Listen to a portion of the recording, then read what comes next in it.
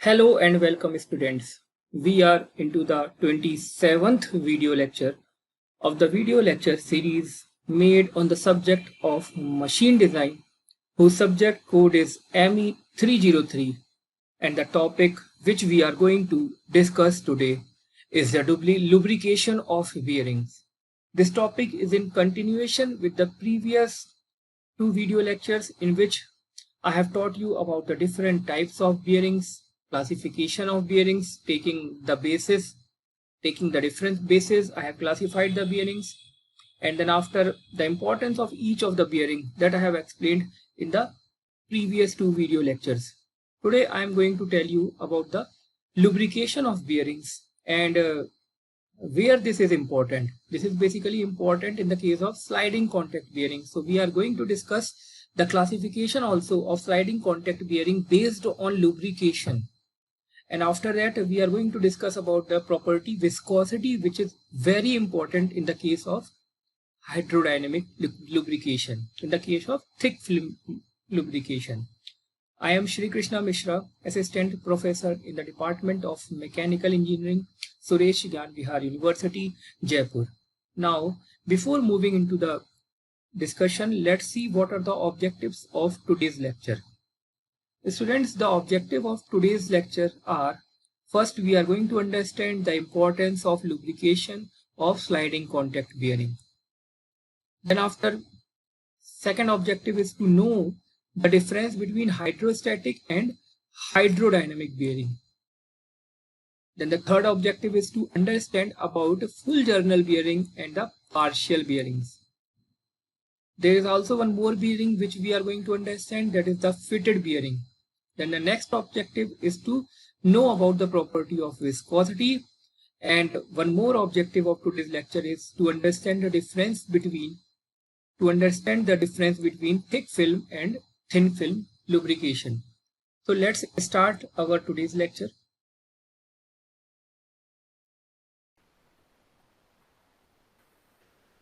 So students, we went to the design of bearing topic, and in that topic I told you about the classification of different types of bearings. There are different types of bearings, and the classification is done taking the different type of bases. One of the classification was what is the type of contact between the surfaces in contact. If the type of contact is the point contact or the line contact, then your bearing is known as a rolling contact bearing or your rolling contact bearing. All right. In the case of rolling contact bearing, you have ball bearings and roller bearings. Then in the case of sliding contact bearing, I have told you that sliding contact bearing are those bearings in which there is the two mating surface slide against each other. All right, there is no ball or roller involved in the case of sliding contact bearings. Sliding contact bearings are also known as plain bearings, and they are used for withstanding heavy loads. If there is heavy load on the shaft or the rotating element, then in that case the ball bearings and roller bearings are not strong enough to sustain that load. So in that case we use the sliding bearings. All right. Now, always we know that in the case of sliding contact bearing, lubrication is needed. Lubrication is needed in the case of sliding contact bearing, because whenever there is sliding contact between the two surfaces, whenever there will be sliding contact between the two surfaces, then the friction involved will also be high. The friction involved will also be high in this area. The friction involved will also be high. Let's take an example of bearing and a shaft. For example, let this be a bearing, and inside it, let there be a shaft like this. Now, if both are in sliding contact with each other, what will happen? Friction will occur. Friction will occur, and due to friction, there will be high temperature. There will be lot of increase in temperature, and due to that, there can be damage of your bearings. So in order to have a smooth functioning, in order to have noise-free operation, in order to have vibration-free operations, in order to have good dissipation of heat, we use lubrication. All right, lubricant is used here in this vacant portion. In this vacant portion, lubrication is done. All right. And based on lubrication also, there are two types of bearings which I will tell you in the discussion later on. This this type of lubrication either can be self-acting or it can be externally pressurized. In self-acting, naturally this lubrication uh, it tries to form a bridge between the bearing and the shaft. It means the two surfaces are not in direct contact with each other when there is lubrication. All right, when there is lubrication, when the shaft rotates,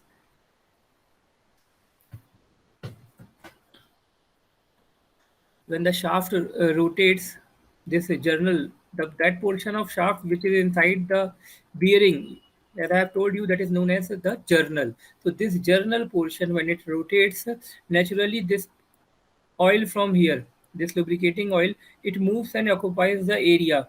And whole soul, when high speed is attained, when high speed is attained of the shaft, when the shaft attains higher speed, what happens? The whole soul of the area between the shaft and the bearing is covered with lubrication. But there is one issue with this type of lubrication in the sliding contact bearing. The issue is that generally at the start you need high torque. You need high torque because there is always friction between the two surfaces, because at the initial level the two surfaces are in contact with each other. Only when a sufficient amount of velocity, only when a sufficient velocity is attained by the shaft, then only the lubrication exists on the whole of the circumference of the shaft. All right, so let's start with the lubrication. First of all, let's define what is lubrication.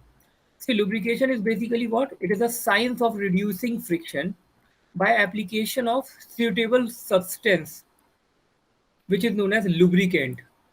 Basically, lubrication is the science in which we reduce friction by the application of some substance which is known as lubricant, and it is applied between the rubbing surfaces of bodies having relative motions.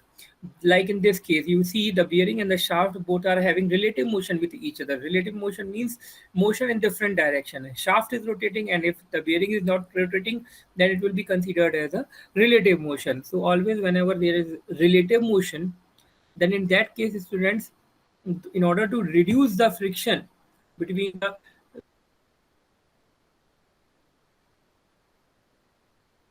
rubbing surfaces, in order to reduce between the rubbing surfaces, we lubricant, and this science is known as lubrication.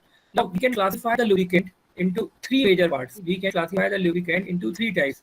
What are those three types of lubricant? The three types of lubricant are liquid lubricant.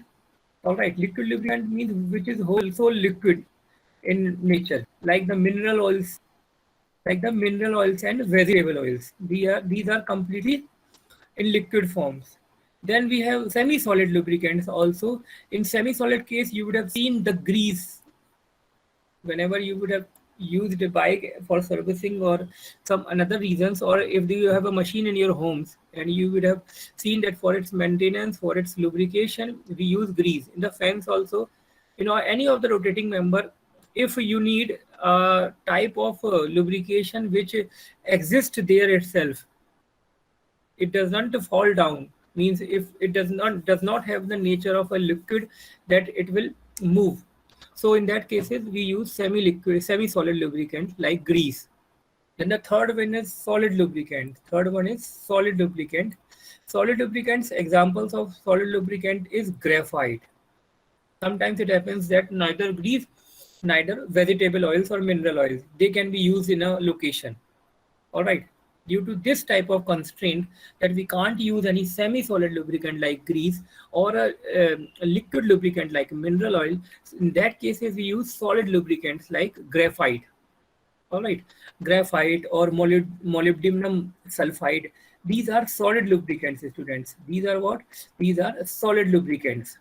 Now, this was the classification of lubricants in the three types. One was liquid, semi-solid, and the third is solid. Examples of liquid is mineral oil or vegetable oil. Keep in mind, the example of semi-solid lubricant is grease, and the example of solid lubricants is your graphite or molybdenum sulfide, disulfide. This was a classification. Now coming into the objectives, of lubrication. So what are the objectives of lubrication? Let's see. The objective, the basic objective of lubrication, as I have told to you, is to reduce friction. But apart from that, it also reduces or prevents wear and tear of the bearing. It also prevents the wear and tear of the bearing. So main motive is to reduce the friction. All right. And when friction is reduced, wear and tear is also reduced. And also due to friction, heat is generated. So if friction has been reduced, this means that heat will also be generated less heat will be generated due to friction. So the third plus point with lubrication is that it carries away the heat generated due to friction. It carries away the heat generated due to friction.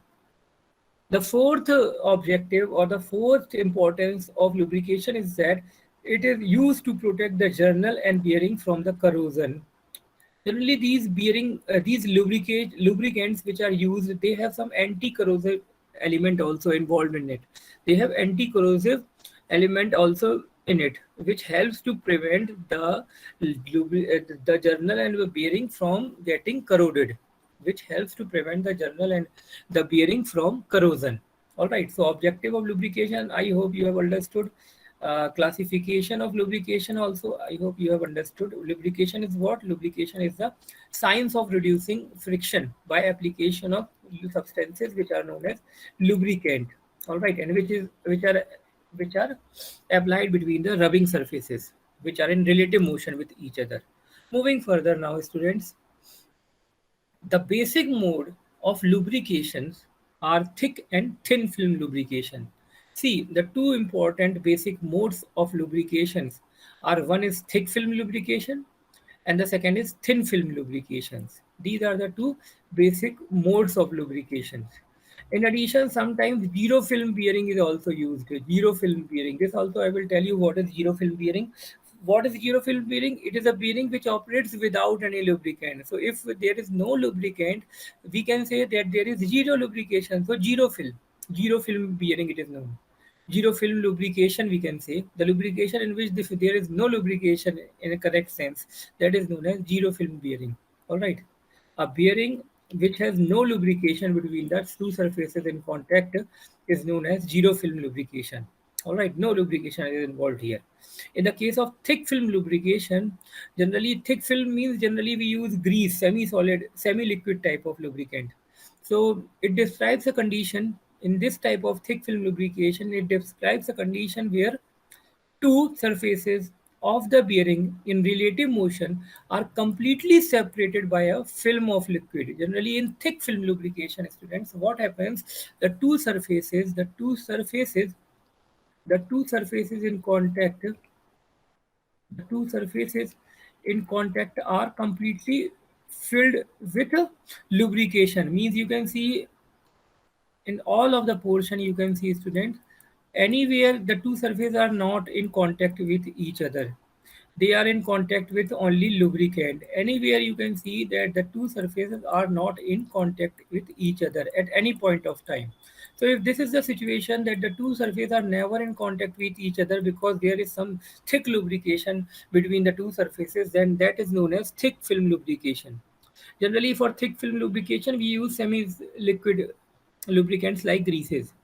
And since there is no contact between the surfaces, since there is no contact, student, between the surfaces, the property of surface like surface finish,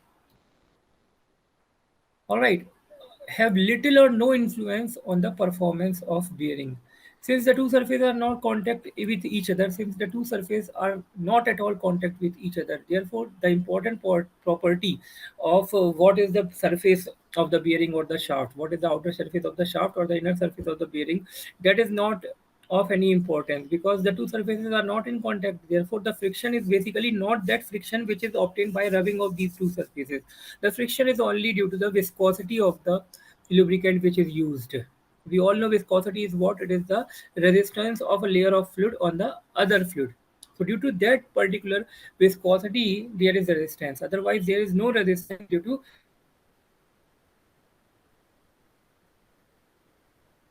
friction between the surfaces. Here there is no friction between the two surfaces in contact. There is only the friction that is involved due to viscosity of the liquid. All right. So here the resistance to relative motion arises from the viscous resistance of fluid. This is only the resistance, viscous resistance of a layer of a fluid on the other layer. Therefore, viscosity of lubricant here affects the performance of the bearing. Always keep in mind that in case of thick film lubrication, what happens? The performance is affected. The performance of the bearing is affected only by viscosity of lubricant. So this is an important property. All right. So thick film lubrication and zero film lubrication. This you have understood. Thin film you already know. In thin film, what will happen? Sometimes there will be contact between the two surfaces because the liquid is generally the lubricant is of lubricant is in the state of liquid. Now, again, thick film lubrication. Let's subclassify this thick film lubrication. Thick film lubrication can be subclassified into hydrodynamic and hydrostatic lubrication. See, hydrodynamic means the dynamics itself controls the flow of liquid between the two mating surfaces. All right, there is no external aid involved here. There is no external aid involved here. Hydrodynamic lubrication can be defined as system of lubricant in which the load supporting fluid film is created by the shape and relative motion of sliding surfaces. Generally, in hydrodynamic lubrication, the system of lubrication is in such a way that the load supporting fluid film between the two surfaces, it is created by the shape and relative motion of sliding surfaces. This I will tell you, this is an important phenomena in which you don't need any external aid to always keep the two surface out of contact with each other. All right, whenever the shaft rotates, as you can see here, whenever this shaft rotates, this shaft rotates, what will happen?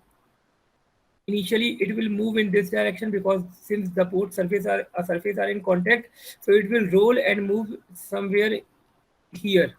All right, when it will gain speed, what will happen? This since its rotation is in this direction. Try to understand, students. Since its rotation is in clockwise direction, so what will happen? It will try to move the fluid also, lubricant also in the same direction. And what will happen after a certain point of time? The lubricant will reach here in between these two surfaces and it will try to put pressure on the journal. It will try to put pressure on the journal and the journal will move upside. And after it has gained a sufficient amount of speed, you will see that now there is enough amount of pressure in this particular zone. There is lot of pressure in this particular zone. There is lot of pressure in this particular zone. Pressure of what? Pressure of lubricant. And due to it, what is there? The shaft is rotating and the two surfaces are not in contact. So if I tell you, first is what? First, when there is no motion, when the journal is not rotating inside the bearing. At the initial level, both the surfaces are in contact, and due to friction, when it is having a clockwise motion, what will happen? It will roll upwards here, somewhere here. Then, due to this, the fluid also, the lubricant also will move and it will create pressure in the downward direction. Here you can see pressure upwards in this lower area. It will create pressure which will cause the shaft to move or to be in the upward direction. And you will see that finally, when a high speed or a optimum speed has been attained, then the journal and the shaft are not in contact. So initially the shaft is at rest. As you can see at A, this is the rest position. This is what? This is the rest position. All right. And it sinks to the bottom of the clearance space under the load W. Since it has got some load W, therefore it sinks to the bottom. It sinks to the bottom. The surface of journal and the bearing touch during rest. Here you can see that the two surfaces are touching each other. And as the journal starts to rotate, it climbs the bearing surfaces. As this is the second situation which is getting discussed. As the journal starts to rotate, which is this situation? Journal is starting to rotate. Journal starts to rotate. It starts to rotate. All right. So what happens? Journal starts to rotate. It climbs to the bearing surface. And all right, and as the speed is further increased, it forces the fluid into the wedge-shaped region.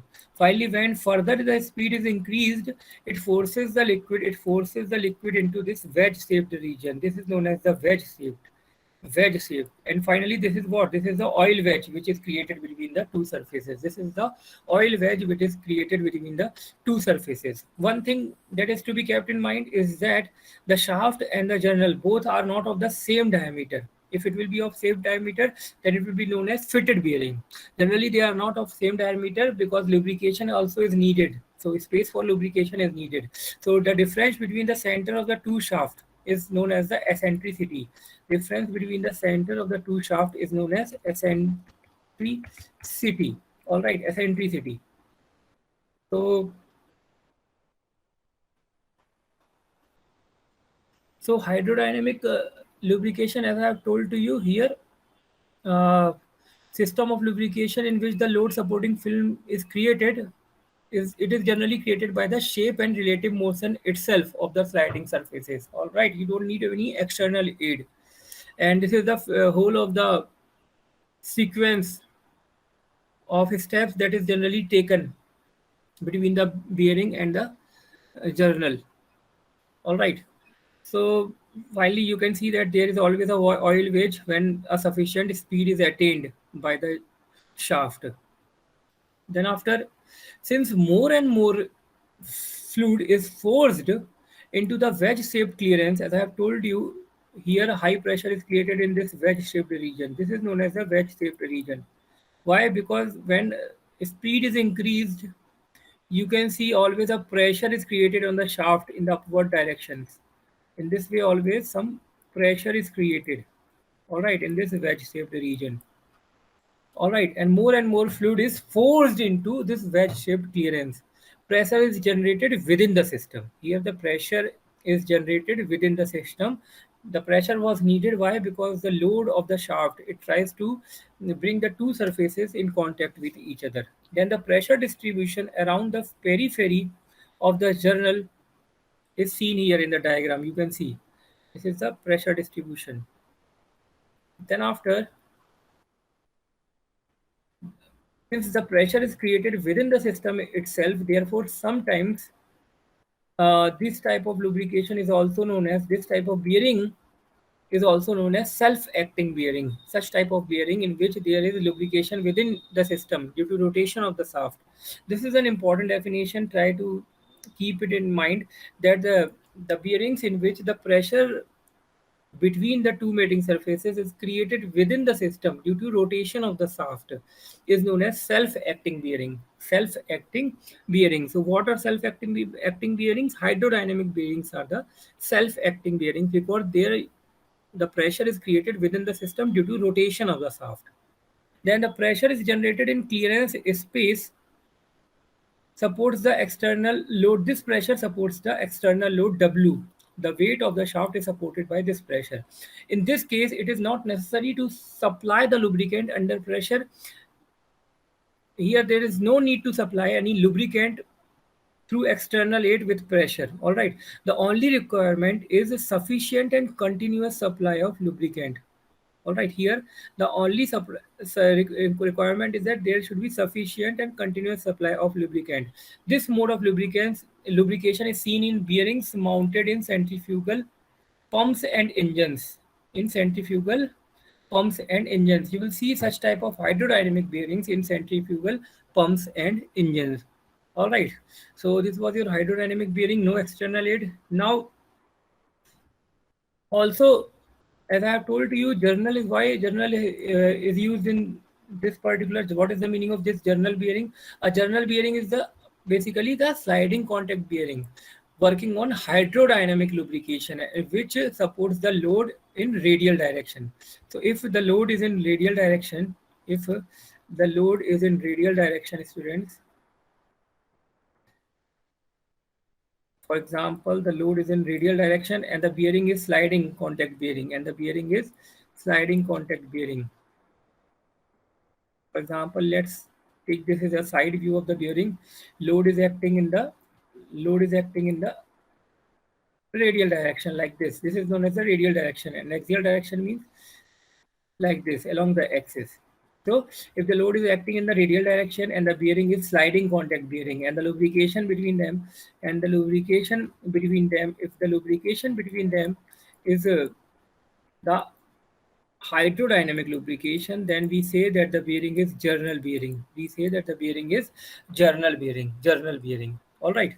The portion of the shaft basically which is inside the bearing is known as your journal. The portion of shaft which is inside the bearing is known as your journal, and therefore the bearing is named as journal bearing. There are two types of hydrodynamic journal bearings.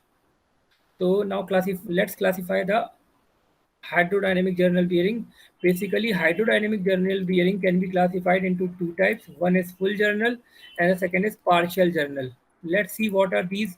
In full journal bearings, the angle of contact of bushing with the journal is 360 degree. Here the angle of contact between the journal and the bushing between the journal and the bushing is what 360 degree. As you can see, this is a case of 360 degree contact. All right, full journal bearing, the angle of contact of the bushing with the journal is 360 degree. Full journal bearing can take loads in any radial direction. Now this have an advantage that they can sustain load if the load is applied from any radial direction, from here, from the top, or from somewhere here. So whenever there is loads from any direction, in that case full journal bearings can sustain the load. Here the angle of contact between the two surfaces is 360 degree. Now, there are now two terms with respect to full and partial bearings, namely clearance bearing and fitted bearing. What are clearance bearing and what are fitted bearing? In case of partial bearings, the contact area, like this is the full bearing case. As I have told to you, here the angle of contact is 360 degree. While in the case of partial bearing, the angle of contact is less than 180 degree. The angle of contact is less than 180 degree. All right. Generally it is equal to 120 degree. Now let's classify this partial bearing. In the case of partial bearing, there is one classification is clearance bearing. It is the one in which the radius of the journal is less than the radius of the bearing. Means radius of the journal is less than radius of the bearing. Why? Here, therefore, there is a clearance space between the journal and the bearing. Since the journal radius, as you can see here, this is the, as you can see here, this is your bearing, this is your journal, and this is your bearing, and always there is clearance space. This is the clearance space between them. So these are known as clearance bearing, and opposite to it are the fitted bearing. In fitted bearing, both the journal and the bearing are of exact radius. Both the journal as well as the bearing, both are of the exact radius. Means there is no clearance as such. As you can see, there is here you have clearance, but in the case of fitted bearing, there is no clearance as such between these two types of surfaces. All right. Obviously, fitted bearing, as I have by its definition, we can understand that fitted bearing must be partial bearing, and the journal must run eccentric with respect to the bearing in order to provide space for lubricating oil. Then after, there are two types of thrust bearing, as I have already told you, on the basis of the load. If the load that is acting on the bearing is in axial direction, radial direction I have told to you. If the load is in axial direction like this on the shaft, in that case there are two types of bearing which can be used. One is the footstep bearing and the second is the collar bearing. In the case of footstep bearing, eh, the end of the shaft is in contact with the bearing surface. The end of the shaft is in contact with the bearing surface. This is the bearing surface, and you can see this end of this particular shaft, end of this shaft is in contact with the bearing surface. All right. It is basically a thrust bearing. Then what is collar bearing? Collar bearing is also a thrust bearing. But here you have collar. Here you have a collar. All right, and collar is an integral part. It is a collar is integral with the shaft. This shaft which has to be inserted for collar bearing, it has a collar also made on it. It has collar also made on it. All right, and in this case, the shaft continues through the bearing. The shaft continues through the bearing. The shaft can be with single collar or multiple collar based on the amount of axial load to be beared by this bearing.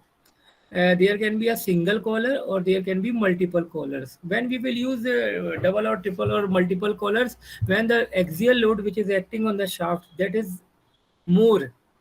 So when there is a heavy axial load acting on the shaft, so in that case we use collar bearings, and that too which type of collar bearings?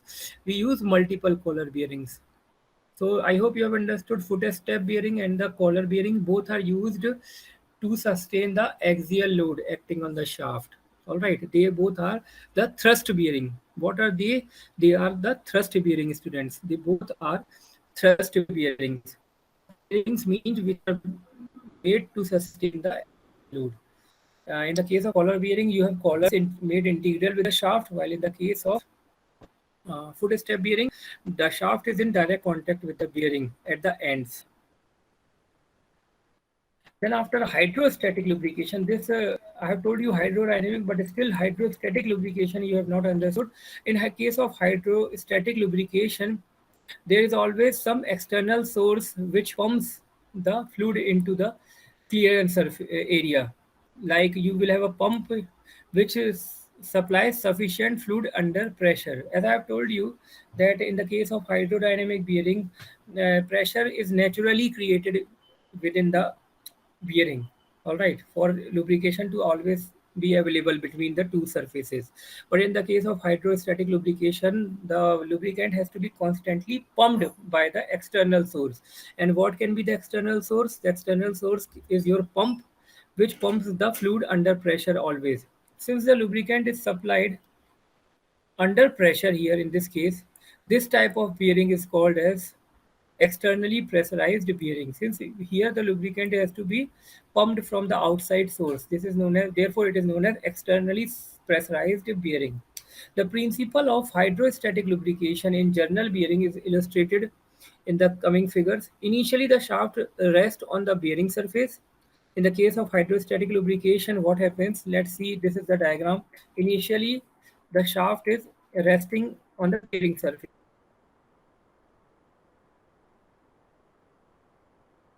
You can see it resting on the bearing surface. As the oil is pumped between the two surfaces, you can see the two surfaces are not in contact with each other now. So that the same thing is written here, that initially the pump, as the pump starts, high pressure of fluid is admitted in the clearance space, forcing the surfaces of the bearing and the journal to separate out. Hydrostatic bearings are used on vertical turbo generators, centrifuges, and ball mills. In the centrifuges, ball mills, all right, and in the case of turbo generators, these type of hydrostatic bearings are used. You will see these hydrostatic bearings in the case of turbines in the thermal power plants. All right, their hydrostatic bearings are used because always the pressure between the two mating surfaces, that is the shaft and the bearing, the pressure of the lubricant is always created through the external source, that is your pump. Then compared with, now let's compare the two types of this bearings, hydrostatic bearings and hydrodynamic bearings. They both are simple in construction, easy to maintain, and lower in initial as well as maintenance cost. In the case of hydrodynamic bearings, hydrodynamic bearings does not have any pump or any external aid, therefore they are simple in construction, easy to maintain, and they are and there is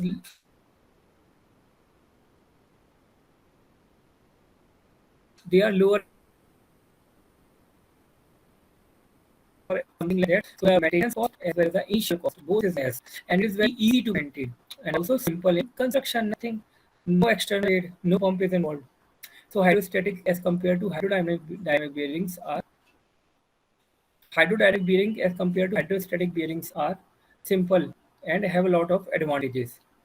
While the hydrostatic bearings, although are costly, but there are some advantages which only hydrostatic bearings can give. What are those advantages of hydrostatic bearings?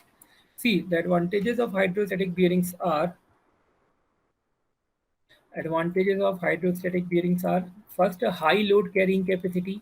Since it is externally pressurized, therefore it can sustain high heavy loads. All right, even at low speed.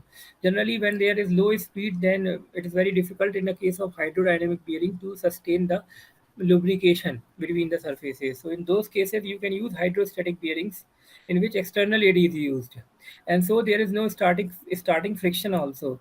Since the concept of lubrication in the case of hydrodynamic bearing is that when the shaft is rotated, then the pressure is created after sufficient speed of the shaft has been attained. While this is not the problem in the case of hydrostatic bearing, in this case there is no starting friction because at the initial level itself, by pumping the fluid we can reduce the friction, and also there is no rubbing action at any operating speed or load. There is no rubbing action at any operating speed or load. The next one is your thin film lubrication. Thick film lubrication, the whole of the concept of thick film lubrication I have told to you. In thick film lubrication, what I have told to you, first of all, how this in thick film lubrication, as I have told to you, always there is no contact between the mating surfaces. All right. What I have told to you, it is a condition where two surfaces of the bearing are completely separated by a film of fluid. This was thick film lubrication. It has got two classification: hydrodynamic and hydrostatic lubrication. Hydrodynamic, here the fluid film or the lubrication film between the two surfaces is created by the motion of the shaft. There is no external aids. Now here again the hydrodynamic bearing is also known as general bearing when it supports the radial load. All right. And again, the hydrodynamics bearings are classified into full general bearings, where the angle of contact between the two surfaces is 360 degree, and the partial bearings, where the angle of contact is not 360 degree, it is less than 180 degree, and generally it is 120 degree. All right, and then again, the hydrodynamic bearings or this partial bearings can be classified into clearance bearing, where there is space between the shaft and and the bearing, and there are some bearings where the radius of the shaft and the bearing is exactly the same, which are known as fitted bearing. Then for supporting the axial loads, the hydrodynamics bearings are known as footstep bearings and collar bearings. The one we are having the collar is known as collar bearing, and one which is in direct contact with the bearing at the end is known as your footstep bearing. Then we have hydrostatic bearing, which is externally pressurized. It has the advantage that it can carry high load. It can carry high load, and there is no starting friction, and there is also no rubbing action. Now, thin film lubrication. Coming into thin film lubrication, student, it is also known as thin film lubrication. Is also known as boundary lubrication. All right, and it is a condition of lubrication where the lubricant film is relatively thin and there is partial metal to metal contact. Here, generally, we use liquid lubricant in the case of thin film lubrication, and therefore there is a partial contact always maintained between the two surfaces, between the shaft and the bearing. There is always some partial contact, partial metal to metal contact. Partial metal to metal contact is always there. All right, there is a condition of lubrication where there is partial metal to metal contact. This type of lubrication you can see in the case of door hinges and machine tool slide. In your door hinges, the joint between the door and its bead, that joint you can see the mode of lubrication there is thin film lubrication. There is always partial metal to metal contact. These conditions resulting in boundary lubrications are excessive load and insufficient surface area or oil supply or load speed and misalignment. The conditions which result in boundary lubrication, what are the conditions which results in boundary lubrication means metal to metal contact, are the if there is excessive load, that has to be beared by the bearing, there is insufficient surface area, or there is less oil supply, and also when the speed is low, and if there is misalignment. So these are the conditions which can result in boundary lubrication. Boundary lubrication means when the lubrication can only provide partial metal to metal contact. So this was your hydro. Now viscosity. Let's see what is viscosity. As I have told you, viscosity is basically the resistance of a surface of a fluid on the other surface. This you will go, and when you will study fluid mechanics subject, or you would have studied in the previous semester, viscosity is what? It is a internal resistance between the two layers of a fluid. Two layers means you can consider to be moving. All right, and the lower plate is a stationary plate. This lower plate, this is the stationary plate. The molecules of oil are visualized as small balls. We can visualize the molecules of oil as small balls like this, which rolls in layers between the two plates, which is rolling between the layers in the two plates. The oil will stick to both the surfaces. The oil will stick to both surfaces, stationary surface as well as the moving surface, and therefore the layer of molecules in contact with the stationary plate has zero velocity. Therefore, those layers of the fluid which are in contact with the stationary plate, it will have zero velocity. Similarly, the layer of fluid in contact with upper plate will move with velocity u, because I have told to you that the one layer which is in contact with the moving plate, says if the plate is moving with velocity u, this means this upper layer of molecules of the fluid, this will also move with the velocity u. All right, and the lower layers, if it is, since it is stationary, this means the layer of the fluid which is in contact with this stationary plate, it will be considered as stagnant. It will be considered as stationary.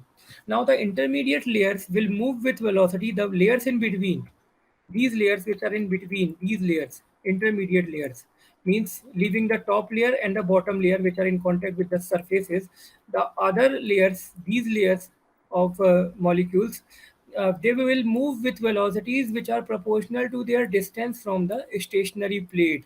Means let's h be the, let the distance of the plates be written as h1, h2 and h3.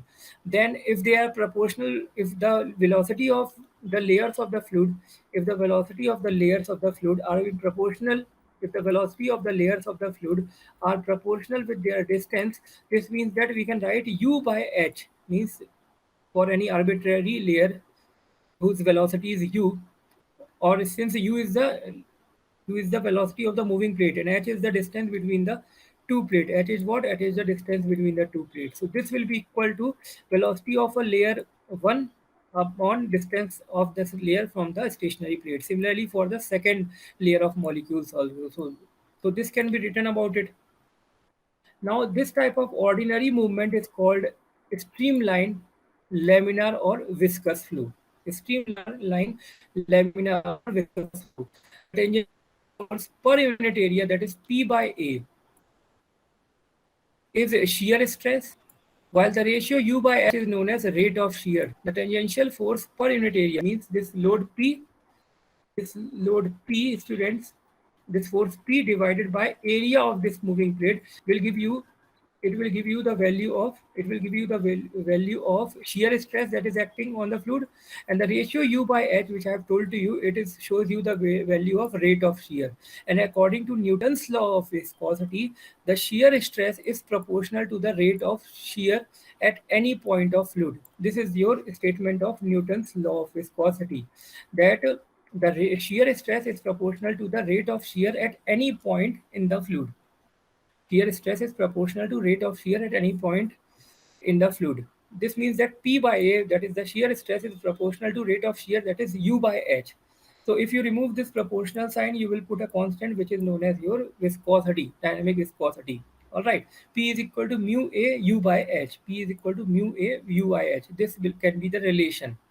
The popular unit of viscosity is what? Poise. The viscosity of the popular unit of viscosity is poise, which gives absolute viscosity in dyne second per centimeter square. Poise is a large unit, and viscosities of most of the lubricating oils are given in terms of centipoise, which is 100 of a poise. All right, P is equal to mu A U by H. The relationship between Z and mu, dynamic viscosity and absolute velocity viscosity, is as follows: 1 centipoise is equal to poise divided by 100. This means dyne second per centimeter square upon 100. This dyne can be written as Newton divided by 10 to the power 5, and centimeter can be written as 10 to the power 1000 millimeter square. So this will give you 1 centipoise is equal to 10 to the power minus 9 Newton second per millimeter square. So 1 Newton second per millimeter square is basically what? 10 to the power 9 centipoise. This can be used for unit conversion. Let's now discuss some multiple choice questions. Starting with multiple choice question number 1. Boundary lubrication bearing is in the option. You can see, we all know that boundary lubrication is the word given to thin film bearing. So B is the correct option. So this was your MCQ number 1, student. Coming into the next one. Compared with baviit, bronze it is cheaper, it can withstand high strength, and it can also withstand high pressure. So all these three characteristics means D is the correct option. This was your multiple choice question number 2. Next is this third one. The popular bearing material is baviit. Because why is baviit a popular material?